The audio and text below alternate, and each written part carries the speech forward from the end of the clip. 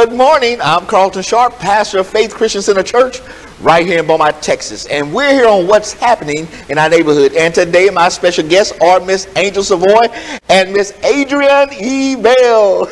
Welcome, ladies. Hi, Pastor. How you doing? Hey, listen, thank you guys for coming today. Hey, Angel, look, you've been here before. Yes. And we talked about, the last time you came, we talked about your company called Fit and Flavorful. Yes. Give us an update. The update is, since I was last here, I am now licensed now, LLC, Fit and Flavorful. You can find me on Instagram, Fit and Flavorful. But it's a meal prep company that I started a couple of years back because myself was overweight. And my biggest issue was food. So once I learned how to meal prep, it saved me a lot of time, a lot of energy, and it just made it a lot easier. So before you knew it, 70-something pounds came off. I decided to start helping other people, and that's how it was born. Yeah. So I mean, you started preparing meals for other people, healthy meals. Yes. And so now it's expanding. It is, and it's been awesome.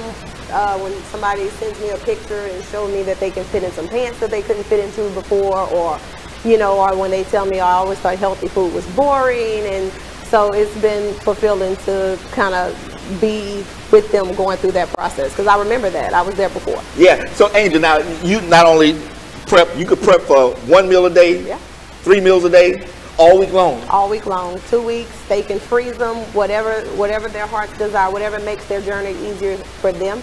That's what it's all about. So it's some people I prep for all 3 meals a day. Their breakfast, lunch, and dinner. Like I said, they can freeze them, they can take them on the go. But the most important part, that it makes it a lot more convenient for them, because most people fail on the food. So once the food is taken care of, the rest of it goes. So what are some of the things on the menu?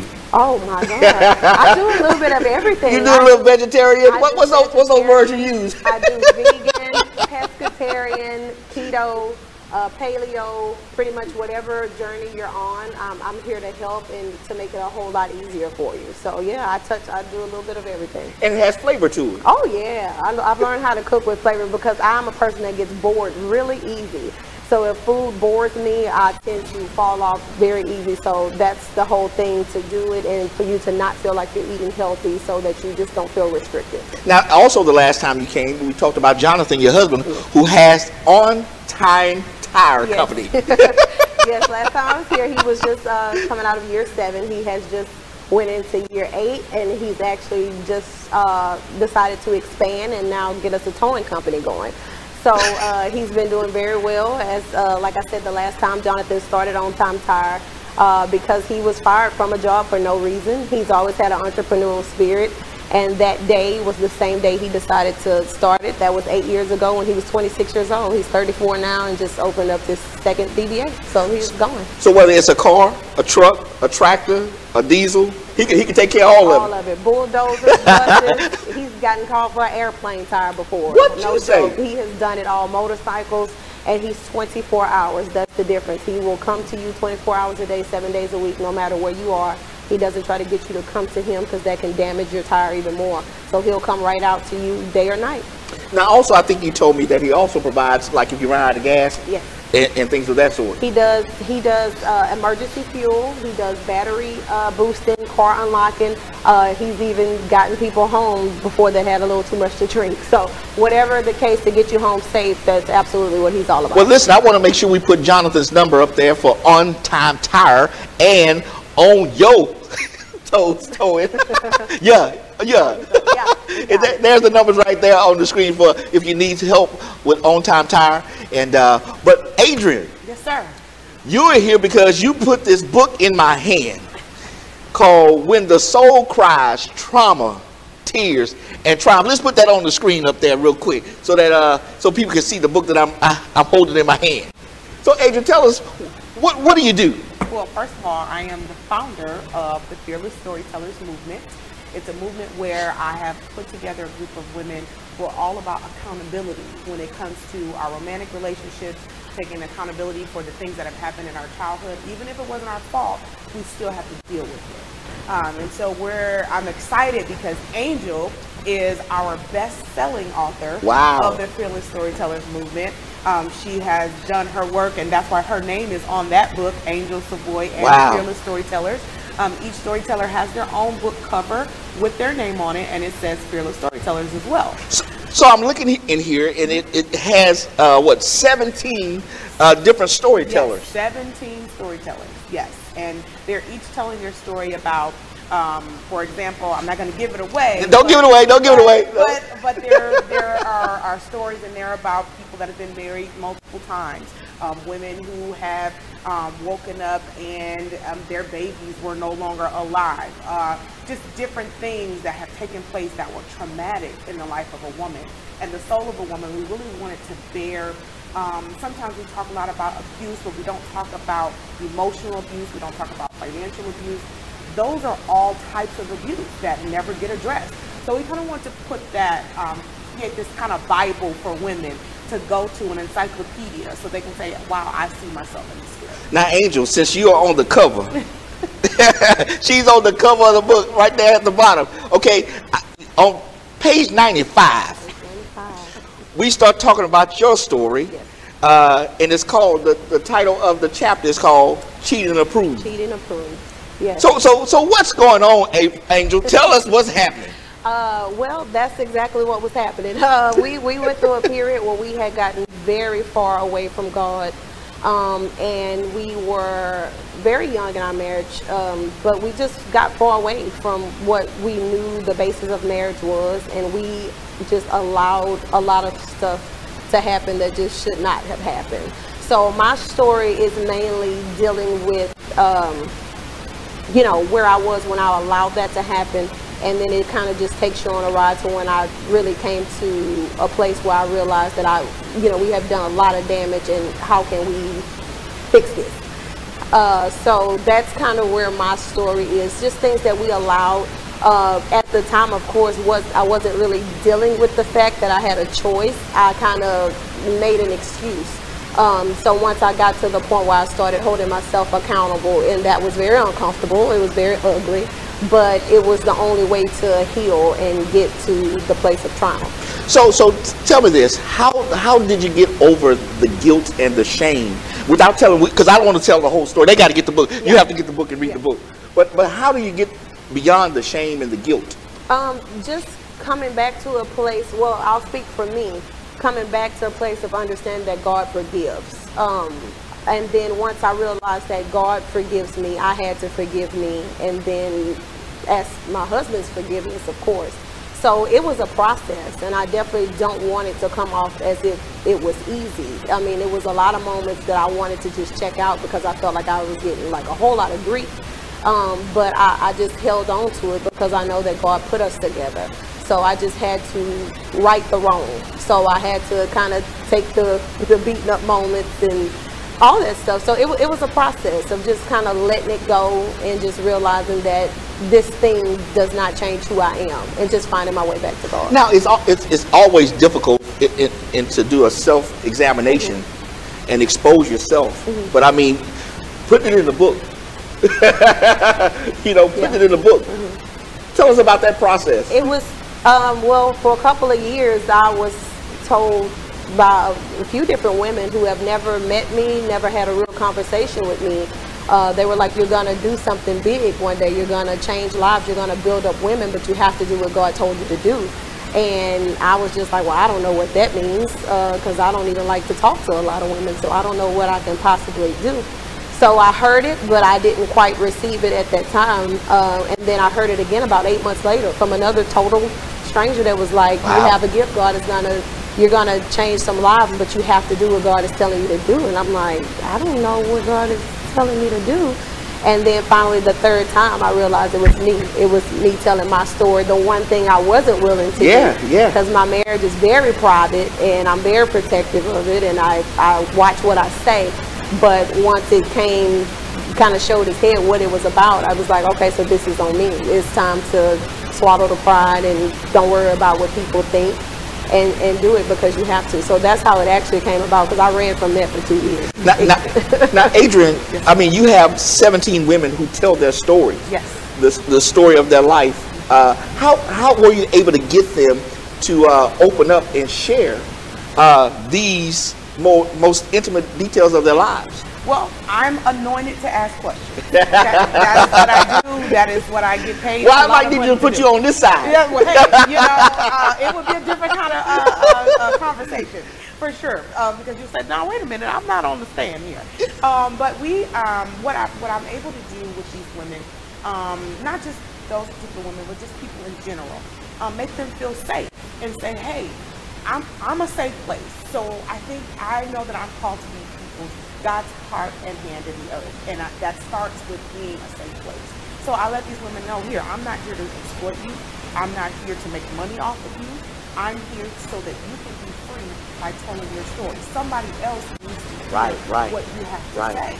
Now, and you don't have to be a preacher. You don't have to be this eloquent speaker. Just tell the truth. Yeah. And that's how we were able to get them to tell the story. So how many people actually reached out to you to say, hey, listen, I want to tell my story? Well, I had about 107 submissions. Wow. One Facebook post.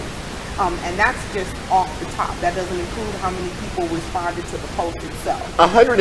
107 submissions, yes, sir. From just one post back in August. So we actually did all of this from August to now. This has not been a year process, which it should have been, but it wasn't. It was from August to now. We were able to have these stories published. And these women, they just, initially the women that tried to become a part of the movement, they weren't ready. They weren't healed. They just wanted to vent and say, oh, this happened to me. Yeah. And I said, no, this is not what this is. If you're not ready to take accountability for what you did, we've all been victimized, but we're not victims. And you have to carry yourself as such. And some of them said, oh, well, this is not for me. And I said, we agree. And I redirected them and they went on their way. But the ones that did decide to stay, there was a process even with those. Some of them didn't realize they weren't healed in an area until they wrote the story, right? And so it was a riveting process. We cried, we prayed, some of us fasted during the process. So so I had to do it 17 times. Wow. Wow. Yeah, it was a journey. But I have an amazing team. So it wasn't all me. I have an amazing team of editors and all of that. So it wasn't just me. I had to do it. So Angel, you seen the Facebook post. And so what was in your mind when you seen the Facebook post after hearing these ladies tell you that God's going to do something great in your life because of your testimony? So when you seen the post, what do you think? I scrolled right past it. You went right past it. I still was not, I just wasn't receiving it at that time. If it had to do with me speaking about something I was so guarded about, I wasn't ready. So I just passed it up. I was just like, I don't know how I feel about that. And then when it was, somebody commented on it again about a month or two later, and it popped up again, and I was just like, is this what it is, God? It was just one of those conversations. And so when I reached out, and again, she was very specific with what she was asking for.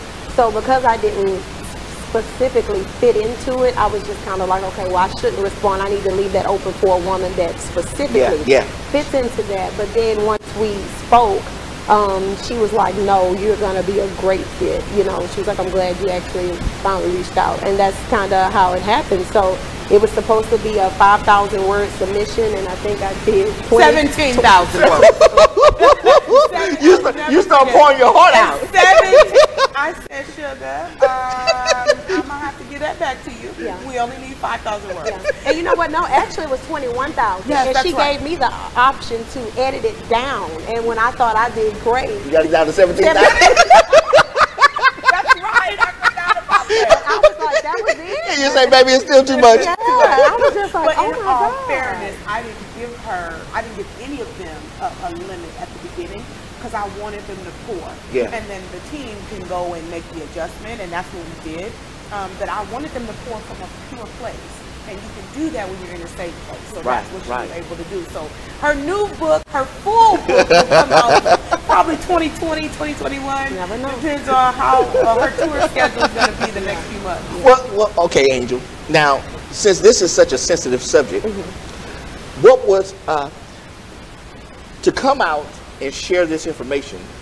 Certainly, you had to speak with your husband about being able to come and share with the public this personal information.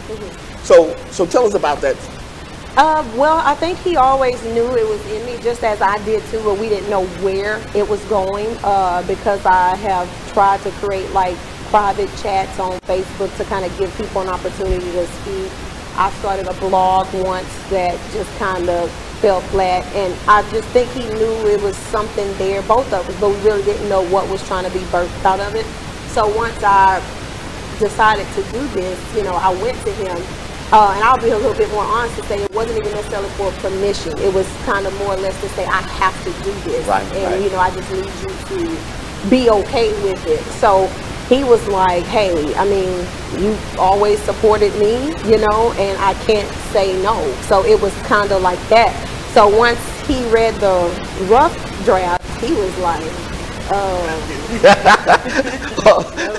he was like, So it got a little weird in there for a little moment, because it was just things that we really have gotten over and put out of our minds, and now we had to kind of rehash this and relive it. And so he was definitely, you know, feeling a little way about it, but he never told me no. He just supported it, and he just felt like it was time to just support back, because like you said, even when we didn't have, I gave him all my support no matter what, so he returned the favor. So talk to me about the forgiveness process, because you know, if somebody cheats in a relationship, it could be devastating. It was, and we both handled things a little different. Of course, my story is more about the devastation on his part, would it being me, but I did touch on his part a little bit. I grew up in a household where my mom always reminded my dad of things he did wrong. So for me, it kind of created a woman that didn't want to be like that. So when his things happened, I talked about it, I processed it, and I kind of left it alone. But then when the shoe was on the other foot, I did not get the same mercy. I did not get the same fairness, the same kind. I mean, it was like just full out war. And I literally had so much grief about it. I had moments when I just was like, maybe this is the season. Maybe it's time for me to check out of this. But I didn't. I held on to it because I know that God put us together, and it was something that we both had to gain, because this was both of our mess ups, you know. We allowed the devil to come into a union that God built, and we had to go through this process. So the forgiveness process on my end, I'll just say, for me, it was quite easy, and I know my husband would agree. I did not throw it in his face. I didn't drag it out. And it's not to say that I wasn't hurting. I just processed things a lot different. But on the other end, I mean, I caught hockey sticks. It was rough. It was rough. And he still had triggers even years after that he just had to work through. And it just took time, and you know, it takes you back to the moment where you messed up, and he did the whole blame thing, like, had I not done this, would this even have happened? Right. You know, but I had to take accountability for that, because initially I did blame him for it. I was like, you know, you didn't do this, or I did this, but once I had that gut check moment with myself, it was just like, you made a choice. You made a bad choice. And this book is about responsibility, Adrian. It's not about pointing a finger at anybody else. It's really about, hey, listen, I need to do a self-inspection and look at myself and see what the choices I've made. Absolutely. Self-awareness is a gift. And I think people often overlook it and don't take it seriously. So accountability is a gift. You have to take a self-assessment and say, how could I have done better? A lot of us aren't even good friends to other women because we don't take personal accountability. And so, you know, again, this book is not for the woe is me, oh, I'm a victim. No, this is not what this is. This is, yes, this happened, but this is not where I am today. And so accountability, that's what it's all about. How did you process the condemnation that the enemy tried to throw at you, you know, as you coming out of this thing, as you get into the place of triumph? How did you deal with the condemnation? It was hard, because even though I know that I serve a God that forgives, I still, as a human being, as a woman, especially a woman that cheated, because you don't really hear about women that cheat. You always hear about men. And that's you know, I didn't want to give it up. That's really what it was. So it was a lot to process just within myself, because I didn't want to be that person. So I beat myself up a lot, and because I was just really hard on myself, the devil had a good time messing with me about it too. Oh yeah. So it was lots of moments where I just like felt less than, I just felt I wasn't worthy of this and that. And even though I had godly women in my life that were telling me, this is nothing, you just haven't walked into what you're supposed to be at, I didn't see it. I beat myself up all the time because I just felt like I can't believe I did that, or I wish I would have did something different. So I had a moment one day, and I literally call it a meltdown. It was me and my car, and my steering wheel caught hell. That day I just screamed, I beat the wheel. It was really a meltdown moment. And then I called a friend of mine, who I probably could have called at any time, but pride never let me call anybody or talk to anybody. And in that moment, everything was so clear, because she even said too, this ain't even about you, this is about somebody else that you're gonna bless with this. And I was like, I'm still running. I'm like, I ain't telling nobody this, even in this moment. So finally, after I came off of that, I decided to do a fast. I did a fast 7 straight days. I didn't eat, I didn't do anything, and I just talked to God, and I was like, you're gonna give me peace on this. I'm standing on your word. You told me that if I, had faith, and I got crap with God. I was like, it's time for you to do your part. Take this away. And that's literally what happened. Day 8, I woke up. It hadn't even felt like I hadn't ate. Like, wow.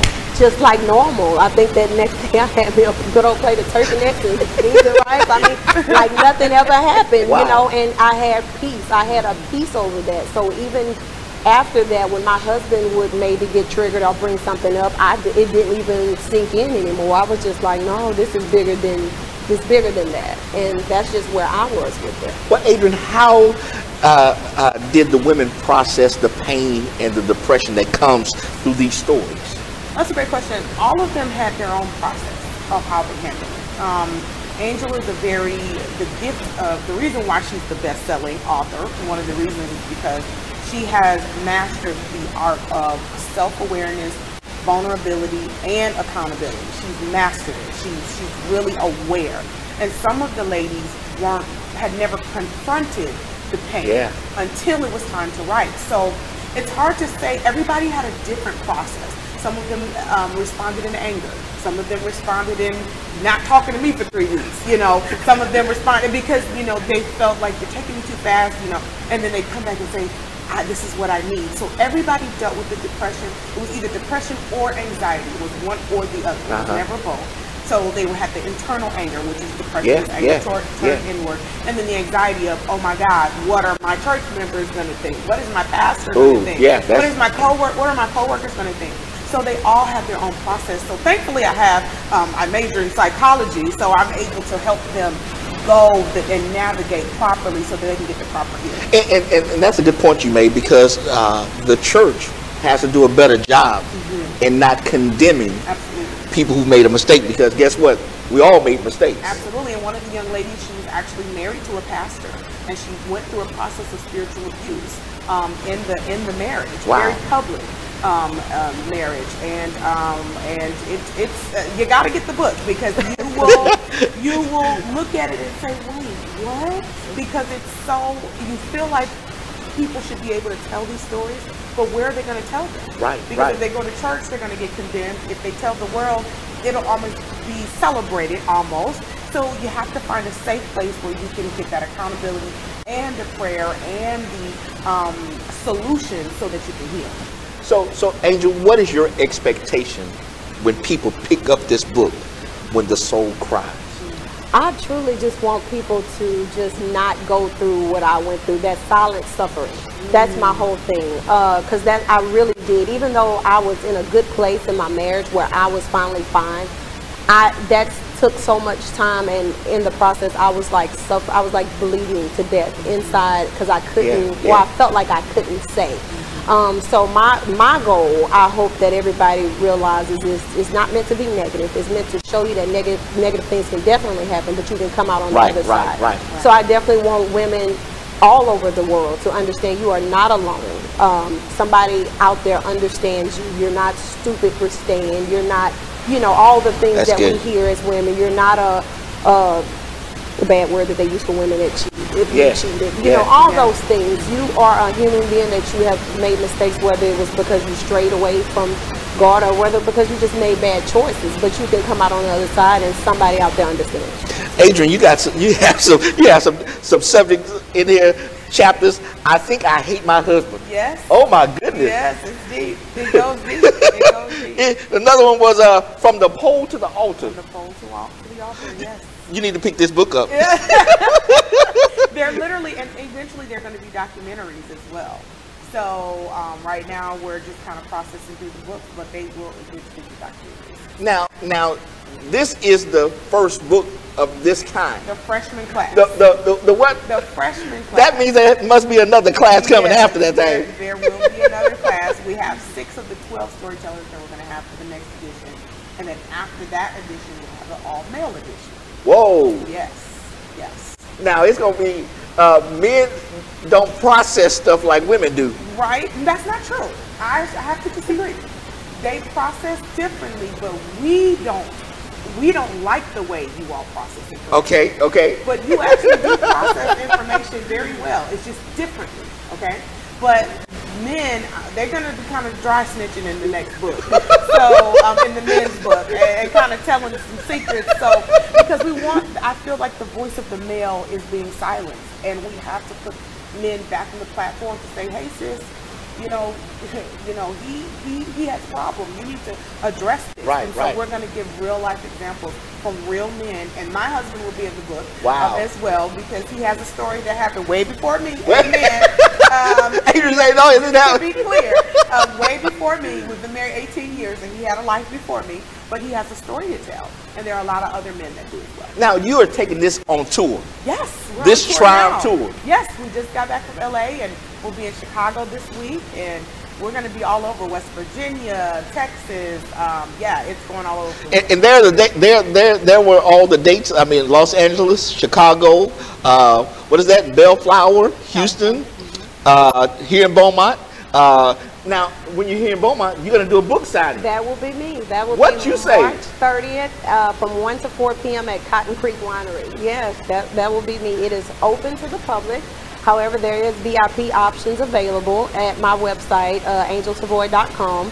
But I will be there signing. We're going to have some fun. I have a special guest coming. We're going to do some panel interviews. I mean, we're going to have a blast. Okay. Now, will the ladies who come be able to ask you questions? Sure, absolutely. That's what it's all about. That's what it's all about? Yeah. And you just gonna... Absolutely. I'll be moderating. You'll be I'll say, get the book. Get the book. No, you got to make sure they buy the book before they ask a question. Exactly. Do you have your book? Okay, turn to page 97. 95 through 105. 105. Look, yeah. Yeah. Absolutely. So we won't give too much away. No, we're not going to give, that's what I'm saying. You have to get the book. Because, listen, the whole point of this is to show you that, hey, people make mistakes. But you can recover from your mistakes and be victorious in life. You don't have to cry in your milk all day long. You can get up from your situation and make the best of it. Right. And you're a living proof of that. Yeah. Yeah, that's what I wanted to do. That's what I decided to do, and I'm thankful for it. I'm thankful for Adrian for giving me the platform finally to understand what God had been telling me to do the whole time. Well, I tell you, it's going to be a blessing to those who read it. And listen, none of us have the right to judge. None of us have the right to judge. We've all messed up. We've all come short. But we can recover. That's really the message of this book that I see. Yes. That it's a book about recovery. Yeah. That even though you've fallen, you got back up, Yes. and now you're going to help some other people. That's it. And then Adrian, we're going to come back with book number 2, Yeah. and then we're going to have the men come on in and share their stories. Oh gosh, yes, it's gonna be amazing. I can't wait. You don't have to come back and do that now. Yeah. I can do a sneak preview. One of my writing partners is called "How I Got the Draws." That's what Wow. I'm just saying, it's gonna be in there. We gotta say it. We gotta say it. Now, mentioning that, this is not a church book necessarily. Oh, let's be very clear. Yeah, let's be very clear. These are Christian women. Yeah. This is not a Christian book. I would not read it out loud at your Bible study. Yeah, this is not something. You know what class how your church is set up, but it is a real, raw, uncut for people, no matter what God you serve.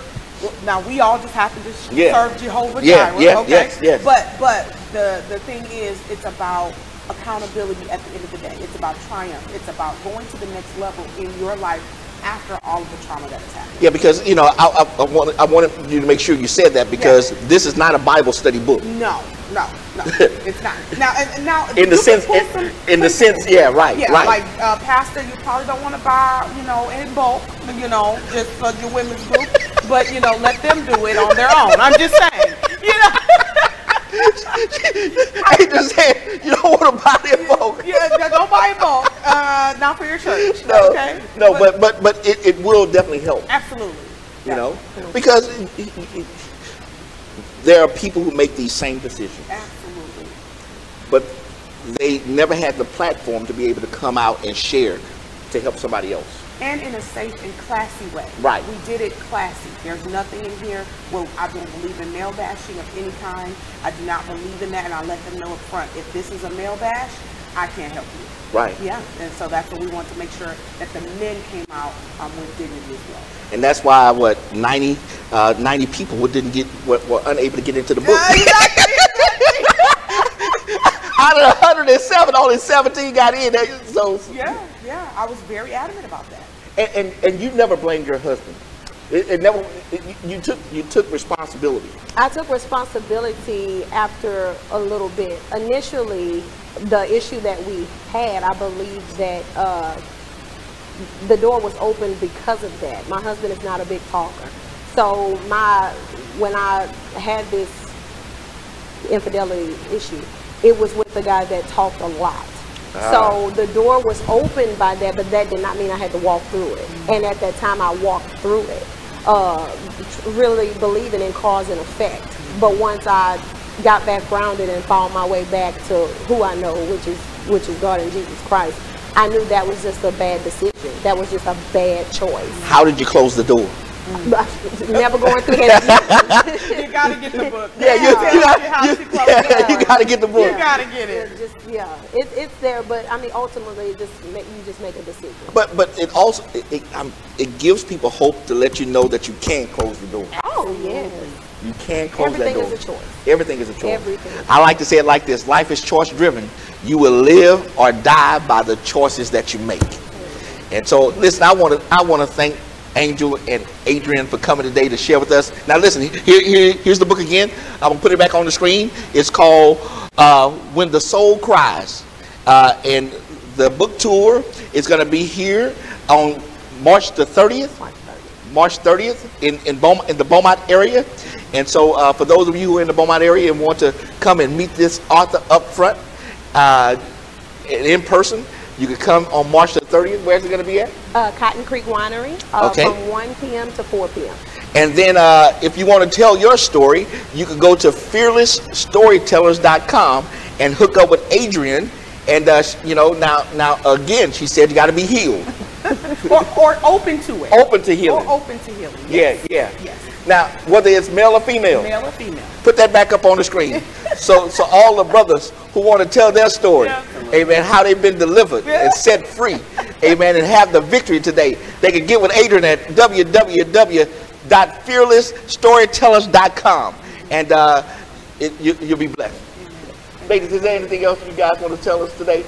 No, as we get ready to leave? Just follow Angel on social media, all platforms, Instagram, Facebook. She does amazing posts. You want to follow her. She's awesome. Well, she had 21,000 words, so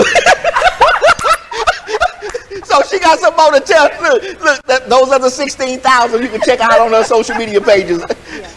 I'm Angel the Fearless Storyteller on Facebook. Again, my website is www.angelsvoid.com. And I definitely post all kinds of uplifting stuff, pieces of the book, just pieces of me. Okay. Now, let me give you that fit and flavorful number again in sight. So while you're getting a meal prep, amen, while you're eating your meal that she prepped for you, you can read the book. Right? You can. Amen. And get delivery. Yeah, all of that. Okay, and then Jonathan's tire company is On Time Tire. Let me put that number back up for another time. Also on Yeah, Toes Toy. There you go. I'm gonna get Jonathan. I'm gonna get Jonathan for these names. So Jonathan, if you watching today, I'm gonna get you, brother, because I got a tongue twister. But I want to thank them for coming today, and I want to thank you for joining us right here on What's Happening in Our Neighborhood. And we will see you next time on our broadcast.